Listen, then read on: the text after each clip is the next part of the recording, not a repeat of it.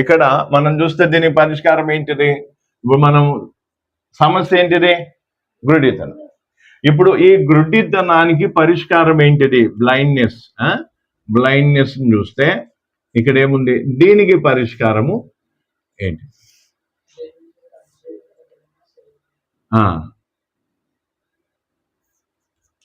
Elected అంటే ఏర్పరచబడిన సేవకుడు. ఏర్పరచబడిన వారిని దేవుడు ఏం చేస్తాడు? అభిషేకిస్తాడు.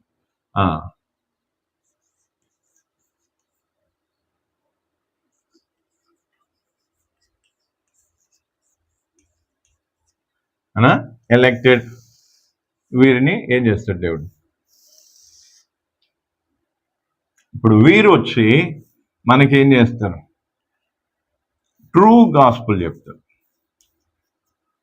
True gospel.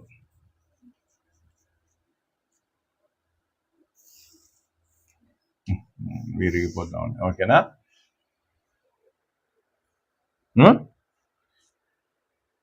ఇప్పుడు అన్ని వచనాలు కేవలం మీకేంటంటే పరిష్కారం అంటే ఏందో తెలియజేయడానికి నేను అన్ని వచనాలు ఇచ్చిన. ఇప్పుడు ఈ యొక్క సమస్యను పరిష్కరించటానికి లేదా పరిష్కరింపబడటానికి ఏంటిది? దానికి జవాబు ఏంటిది అంటే ఎవరు? దేవుని చేత ఏర్పరచబడిన దేవుని సేవకులు.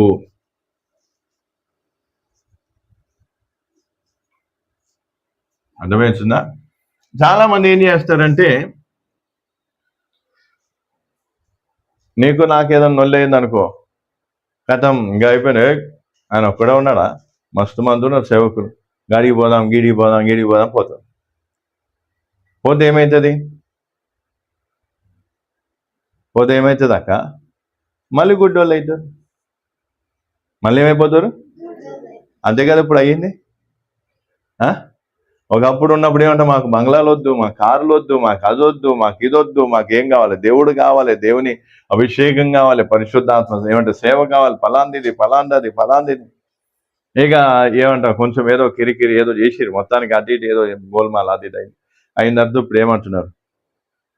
పోయిన తర్వాత ఇప్పుడు మళ్ళీ వాళ్ళు గుడ్డోళ్ళు అయ్యిండ్రు అంటానికి సాదృశ్యం ఏంటిది? దేనికి ప్రాధాన్యతనిస్తున్నారు? శరీరపరమైన విషయాలకు ప్రాధాన్యతనిస్తూ ఆత్మ సంబంధమైన విషయాలను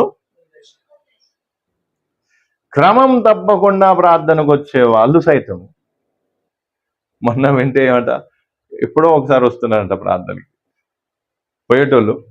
అప్పుడు ఏంటిది? లీవు పెట్టుకొని మరి నీకెంత పని ఉన్నా సరే మీటింగ్ అంటే మీటింగ్ హాజరు కావాల్సినంత కథం. నా లోపల ఎంత తెచ్చుకొని నాకు అనవసరం, మొత్తానికి అయితే మీటింగ్కి వచ్చేది, వాక్యం వినేది, ఏడ్చేది, పశ్చాత్తాపడేది అంతా బాగానే ఉండేది. ఇప్పుడు ఏముంది? పోతే పోయినాం, లేకపోతే లేదు.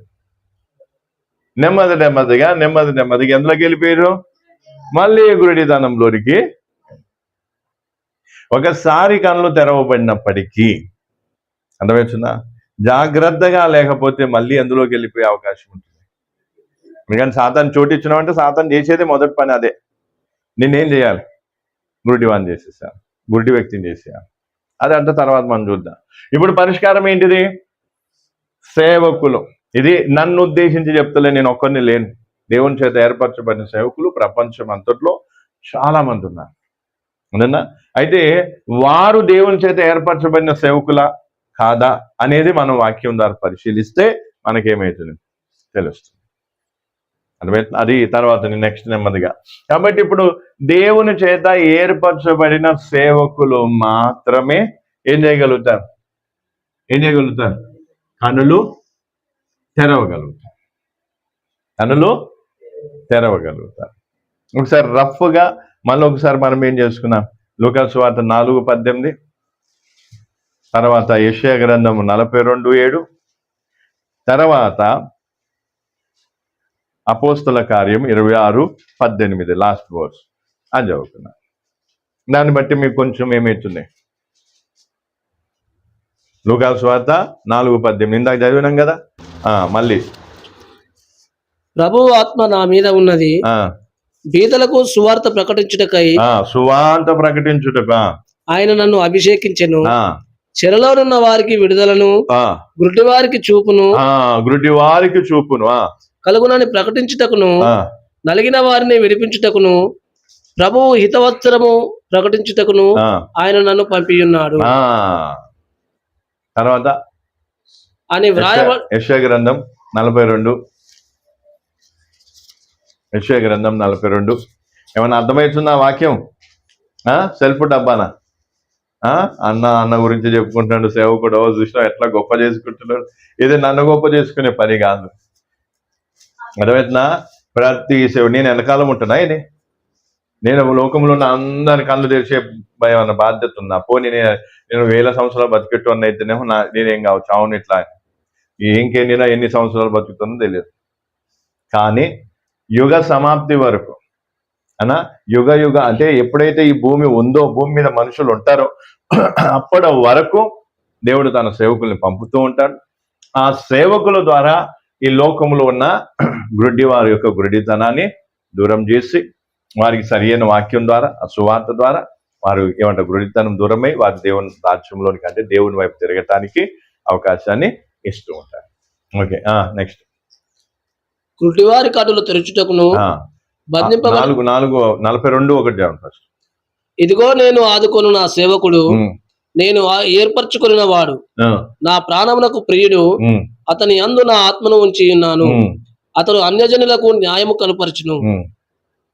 కింద 7వ వచనం. గుడ్డివారి కన్నులు తెరచుటకును, బంధింపబడిన వారిని చెరసాలలో నుండి వెలుపలికి తెచ్చుటకును. నా సేవకుడు అంటే ఏ సేవకుడు? దేవుని చేత ఏర్పరచబడి పంపబడిన సేవకుడు, అభిషేకింపబడిన సేవకుడు మాత్రమే గుడ్డివారి కన్నులు తెరుస్తాయి. ఇంకా దీన్ని క్లుప్తంగా అర్థం చేసుకోవడానికి ఎక్కడ కూడా ఉంది? అపోస్తల కార్యం 26:18, 15 నుంచి 18 కలిసి ఉన్నాయి. లాస్ట్ వర్స్ చదివితే సరిపోతుంది. ఏది? గుడ్డివారి కన్నులు తెరుచుటకు.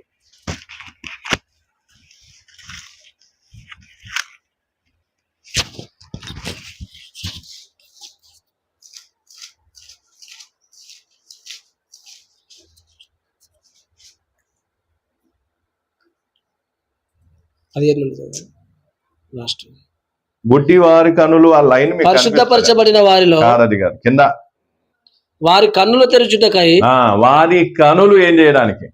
తెరుచుటకయా నేను నిన్ను వారి యొద్దకు పంపేది. వారి కనులు తెరుచుటకై నేను వారి యొద్దకు నిన్ను పంపాను. అంటే దేవుని చేత ఏర్పరచబడి, దేవుని చేత పంపబడి, దేవుని చేత అభిషేకింపబడి, ఇవన్నీ కూడా లిస్ట్ వస్తుంది అక్కడ. అవన్నీ చూడవచ్చు మన తర్వాత దేవుని సేవకుల గురించి చూసినప్పుడు అది వస్తుంది. కాబట్టి ఇప్పుడు దేవుని సేవకులు ఏం చేస్తారంట? దేవుని యొక్క మహిమగల సువార్తని చెప్పి దేవుని ఇంకా సువార్త చెప్పడమే కాకుండా ఏమవుతుంది? పోరాటం. ఏం చేస్తారు? పోరాటం చేయాలి. ఏం చేయాలి?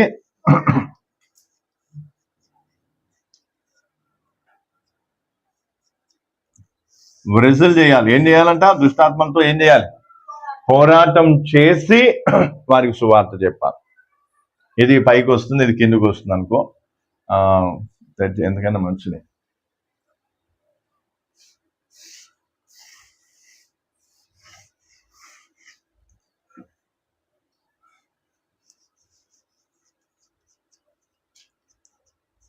మల్ల యుద్ధం చేయడం, పోరాటం చేయడం,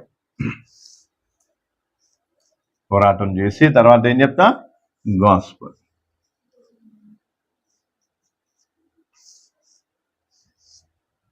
ఏం చెప్తా? సువార్త. ఇప్పుడు అర్థమైందా మంచిగా? ఇప్పుడు మనకేముంది? నేను అందుకే చెప్పిన, తమ్మడిపల్లి చెప్పినా లేదా? నన్ను కాదని నువ్వే ఉన్నావా, నాకు మంచి పాస్టర్లు లేడా అని చెప్పి పోటీకి వేరే పాస్టర్లు తెచ్చుకొని ఏం చేసుకుంటారు? చెప్పినా? అంటే కొంతమందికి ఎట్లుంటుందంటే,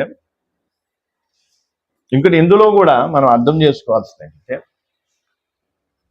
ఇప్పుడు ఇది ఒక ఏరియా అనుకో, ఇప్పుడు గబ్బిలాలపేట అనుకో, ఇది గబ్బిలాలపేట. ఇప్పుడు ఇందులో సేవకులు ఒక 100 మంది ఉంటారు. ఎంతమంది? ఒక 100 మంది ఉంటారు. అందులో దేవుని చేత పంపబడిన సేవకులు ఎంతమంది ఉంటారు? ఒక అందాజుగా చెప్పండి ఒకసారి. దేవుని చేత పంపబడిన సేవకులు ఎంతమంది ఉంటారు? దేవుని చేత అభిషేకింపబడిన వారు, దేవుని చేత ఏమంట ఏర్పరచబడిన సేవకులు ఎంతమంది ఉంటారు? ఇద్దరు కూడా ఎక్కువే. రైనా? ఇద్దరు కూడా ఎక్కువే. మ్యాక్సిమం ఉంటే ఎంత? ఒక్కరు ఉంటుండొచ్చు. నేను ప్రపంచం గురించి చెప్తలేను, గబ్బిలాల పేటలు అది కూడా ఉండొచ్చు, ఉండకపోవచ్చు. ఒకవేళ ఉంటే దేవుడు మనల్ని ఎందుకు ఇటు పంపిస్తాడు? పాయింట్ కాదా? ఒకవేళ ఉంటే దేవుడు మనల్ని ఎందుకు ఇడికి పంపిస్తాడు? అందుకే ఇది చాలా ఏంటంట, అందుకే సేవకుడిని వదిలిపెట్టడం అనేది ఏంటంట, దానికంటే మూర్ఖమైన పని. అది కూడా ఎవరు? దేవుని చేత ఏర్పరచబడి, అభిషేకింపబడి, పంపబడి, దేవుని చేతిలో వాడబడుతున్న సేవకుని వదిలిపెట్టడం అంటే ఇంకా ఘోరం. అది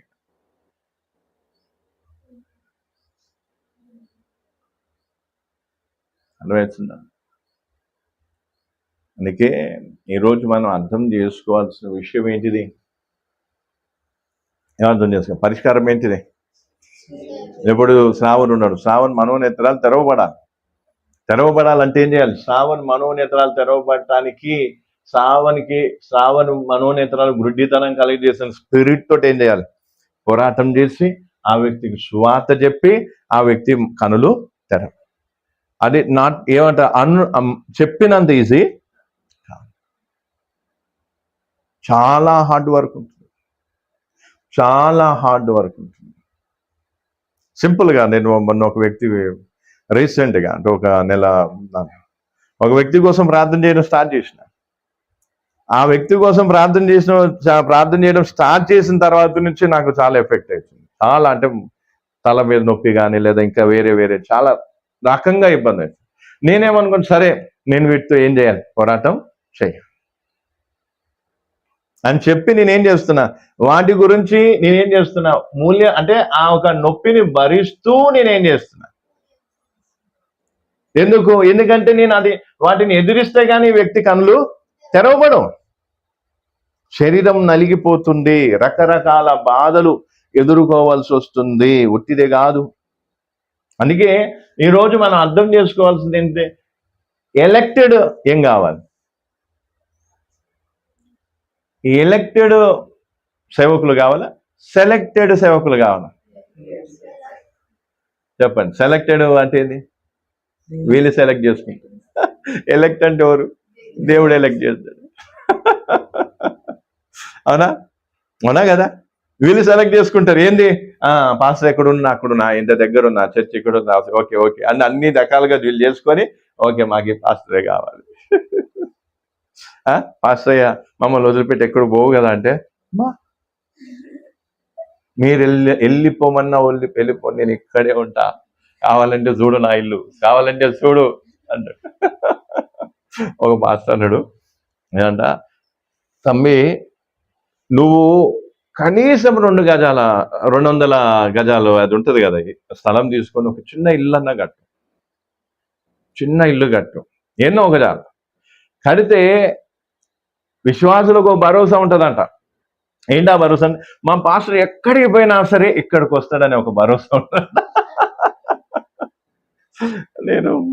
నేను నవ్వుకోలే. ఇక అట్లా జోకులు చాలా పెద్ద జోకులు వేసిన వాళ్ళు ఉన్నారు. అందుకే ఈరోజు చాలా మంది ఏం చేస్తారు, సెలెక్టెడ్ సర్వెంట్సా లేకపోతే ఎలక్టెడ్ సర్వెంట్సా? సెలెక్ట్ చేసుకుంటారు. అందుకే ఏమంట, ఆ పాస్టర్కి నాకు బాగా పడుతుంది, ఓకే మంచిగా ఉంది. మొన్న కొంతవరకు ఏం చేస్తారు, వాళ్ళకి అనుకూలంగా ఉన్నంతసేపు చుట్టూ తిరుగుతారు, చుట్టూ ఏం చేసుకుంటారు, తిప్పుకుంటారు. కొంచెం అటు ఇటుగా ఉందంటే వాళ్ళని ఏం చేసుకుంటారు, ఇంకొకరిని సెలెక్ట్ చేసుకుంటారు. వాళ్ళు కూడా కొంచెం అటు ఇటు ఉంటే ఇంకొకరిని సెలెక్ట్ చేసుకుంటారు. ఇంకొంతమంది ఏం చేస్తారు, ఇక్కడ వాళ్ళకు ఫైదా లేదని తెలుసు, వాళ్ళకి కార్యం జరగదని తెలుసు, అయినా కూడా వీళ్ళేమంటారు, మేము ఎక్కడే ఉంటామంటే గుడ్డోళ్ళే ఉంటే ఉండండి. అర్థమవుతుందా? బర్తలోమ ఏం చేసిండు? గుడితనం నుంచి దూరం కావాలనుకున్నాడు. అందుకే ఏం చేసిండు? కేకలు వేసుకుంటూ యేసు ప్రభు వెంట. అందుకే గుడితనం దూరం కావాలనుకున్న వాళ్ళు ఏం చేస్తారు? దేవుని అభిషక్తుల దగ్గరికి పరిగెత్తుకుంటూ వస్తారు. నన్ను వీళ్ళేం చేస్తాం? మేము గుడ్డోళమైనా పర్వాలేదు, మేము ఈయనే ఉంటాం, మేము ఈ నుంచి కదలం. కొంతమంది ఛాలెంజ్లు చేసుకుంటేనట నిన్ను నవ్వుతా. దేవుని ఏర్పాట్లు ఉంటే నిన్ను ఏం చేస్తాడు? ఖచ్చితంగా తీసుకొస్తాడు. దేవుని ఏర్పాట్లు లేకపోతే నువ్వు ఆడనే ఉంటావు. నువ్వు రావాలనుకున్నా రాలేవు. కథం. దేవుని ఏర్పాట్లు ఉంటే ఖచ్చితంగా దేవుడు ఏం చేస్తాడు? ఏమో రెండు వారాల నుంచి ఏమో దేవుడు చూపిస్తున్న ఇద్దరు భార్య భర్తలు చూపిస్తున్నాడు. స్త్రీ ముందుంది, భర్త ఏమో కొంచెం వెనుకున్నాడు, చూపిస్తున్నాడు. వస్తారేమో, దేవుని ఏర్పాట్లు ఉన్నారేమో. వాళ్ళు ఎందుకు వస్తారో ఏందో మనకి అంటే మనకు తెలియని వాళ్ళు. పోనీ ముఖ పరిచయం ఉందా అంటే అట్లా కూడా లేదు. తెలియని వాళ్ళు ఎవరో తెలియదు మనకి. ఎక్కడి నుంచి వస్తారో తెలియదు. వైజాగ్లో వస్తారా? చూపించడం అయితే వైజాగ్లో చూపించు. నేను ప్రార్థన చేసి బైబిల్ క్లాస్ జరుగుతున్నప్పుడు ప్రార్థన చేసినప్పుడు దేవుడు నిన్న రాత్రి కూడా దేవుడు మళ్ళీ ఆ ఇద్దరిని గుర్తు చేసి, నిన్న పొద్దున అక్కడ ప్రార్థన చేసినప్పుడు కూడా దేవుడు ఏం చేసిండు? ఎక్కడ వస్తారో తెలియదు నాకు. కానీ మొత్తానికి అయితే దేవుని ఏర్పాట్లు ఉంటే దేవుడు వాళ్ళని ఏం చేస్తాడు? భర్తలోమై పరిగెత్తుకుంటూ వచ్చినట్టు వాళ్ళు కూడా ఏం చేస్తారు? భర్తలోమై చూడండి, భర్తలోమై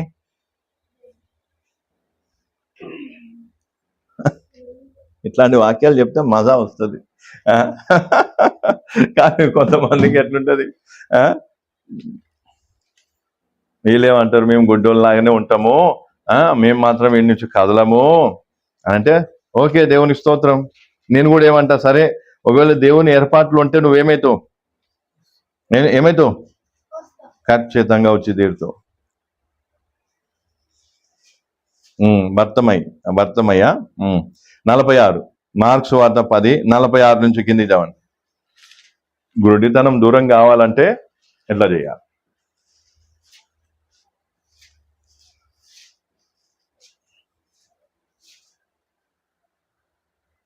మార్క్స్ వార్త 10వ అధ్యాయము 46 నుంచి. అమ్మా వృతమ్మా పాలు ఐతల వేదికమ్మా, నిద్ర వస్తుందా? వారు యెరికో పట్టణమునకు వచ్చిరి. ఆయన తన శిష్యులతోనూ బహు జన సమూహముతోనూ యెరికో నుండి బయలుదేరి వచ్చుచుండగా తీమయి కుమారుడగు బర్తిమయి అను గ్రుడ్డి భిక్షకుడు త్రోవ ప్రక్కన కూర్చుండెను.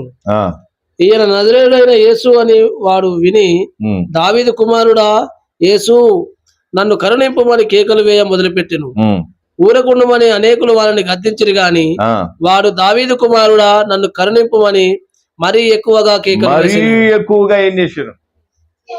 ఎందుకు? ఆయనకున్న నమ్మకం ఏంటంటే యేసు ప్రభు దగ్గరికి పోతే నా కనులు. అట్లనే దేవుని అభిషక్తుల దగ్గరికి వచ్చినప్పుడు, సేవకుని దగ్గరికి వచ్చినప్పుడు కళ్ళు తెరవబడతాయి అనే విషయం ఎవరికి? ఆ వ్యక్తికి నమ్మకం ఉంటే వాళ్ళు వస్తున్నప్పుడు ఆపేటోళ్ళు ఉంటారా ఉండరా? ఆపేటోళ్ళు ఉంటారా ఉండరా? గద్దిస్తున్నారు, బెదిరిస్తున్నారు. అంటే అట్లనే ఇప్పుడు ఎవరన్నా వచ్చారనుకో, వాళ్ళని ఏం చేస్తారు? ఏం చేస్తారు? బెదిరిస్తారు, గద్దిస్తారు, ఇదంటారు, అదంటారు, ఇట్లా అంటారు. అప్పుడు ఏం చేయాలి? మరీ ఎక్కువ కేకలు వేయాలి, తక్కువ వేయాలి? కానీ కొంతమంది ఏం చేస్తారు? అది ఇదేదో బాగలేదని నెమ్మ తగ్గించుడు స్టార్ట్ చేస్తారు. తగ్గిస్తే ఏమైతే? కళ్ళు వస్తాయా? గుడితనం పోతుందా? పోదు. తర్వాత మరీ ఎక్కువగా కేకలు వేశాను. అప్పుడు యేసు నిలిచి వారిని పిలువుడని చెప్పగా వారు ఆ గ్రుడ్డి వారిని పిలిచి ధైర్యం తెచ్చుకొనుము, ఆయన నిన్ను పిలుచుచున్నాడు, లెమ్మని వానితో చెప్పిరి. అంతటా వాడు నోట్ చేయాలి. అంతటా వాడు బట్టలు పారవేసి భిక్షం ఎత్తుకునే బట్టలు ఏవైతే ఉంటాయో వాటిని ఏం చేసిండు? ఏ నమ్మకంతో పారేసిండు?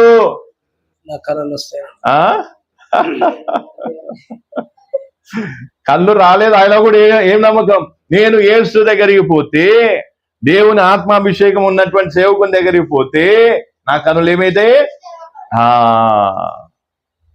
అందుకే ముందే ఏం చేసిండ? బట్టలు పారవేసి దిగ్గున లేచి యేసు వద్దకు వచ్చెను.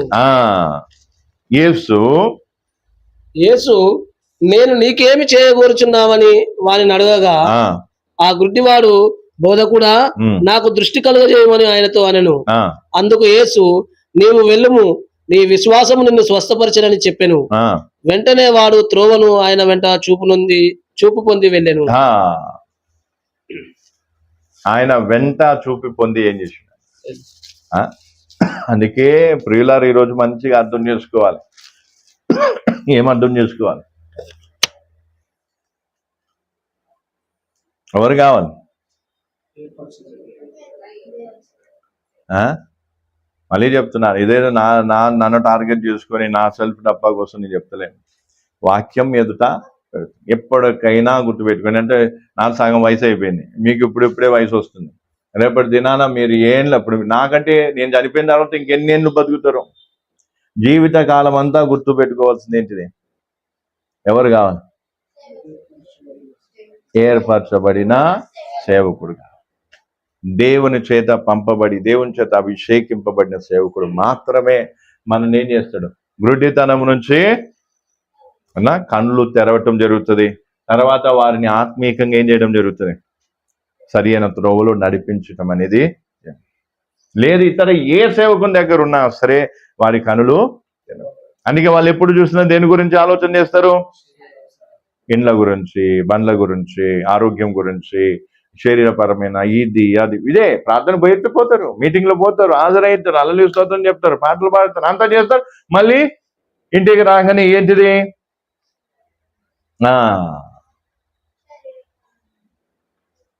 అంటే ఏం లేదు బ్రదర్, కళ్ళు ఏం కాలేదు, తెరవబడలేదు. కళ్ళు తెరవబడలేదు అంటే అర్థం ఏంటిది? వాళ్ళు ఎక్కడ లేరు? ఏర్పరచబడిన సేవకుని. ఇప్పుడు ఏర్పరచబడిన దేవుని చేత అభిషేకింపబడి ఏర్పరచడానికి అపోస్తల కార్యంలో కూడా ఏముంది రాసుని చూడండి. యేసు ప్రభు గురించి ఏమన్నా, యేసు ప్రభు దేవుడే, కాకపోతే యేసు ప్రభుని ఒక సేవకునిగా కూడా ఏం చేయడం, చెప్పడం అనేది జరిగింది. అక్కడ ఏమని చెప్తున్నాడు చూడండి. అపోస్తల కార్యము 4వ అధ్యాయం, అపోస్తల కార్యం 4వ అధ్యాయము